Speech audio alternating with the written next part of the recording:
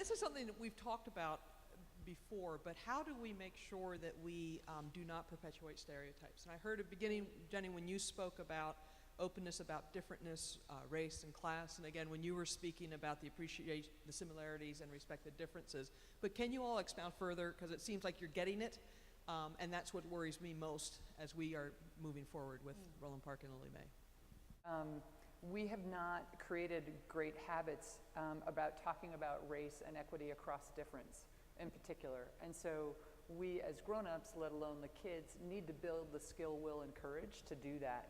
And so we can't expect, even just talking about race and equity, you also need some tools to do that. Just putting kids together in a room doesn't necessarily do that. Not sometimes even having a focus, but certainly the focus of learning together, not necessarily, sure, learning about each other, but having something that you are partnering together to learn separate from just being together also, I think, is a really powerful way of doing it.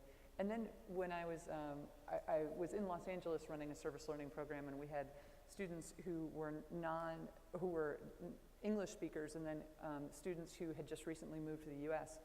We started creating activities that would put the students who were English speakers off, like that they had to navigate the world without using some tools that might simulate what it was like to be an English language learner.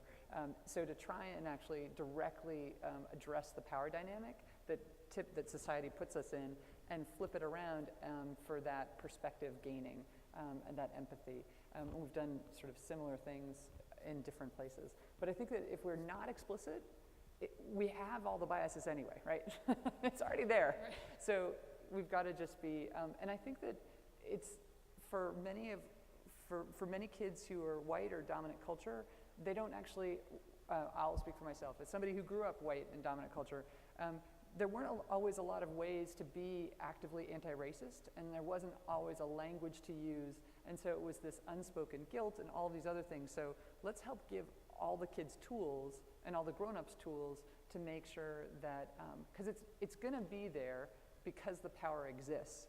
So the best we can do is bring it up to the surface, help folks understand, and not pretend it's not there, or inadvertently, or by silence, buy into the inequity that our society's created.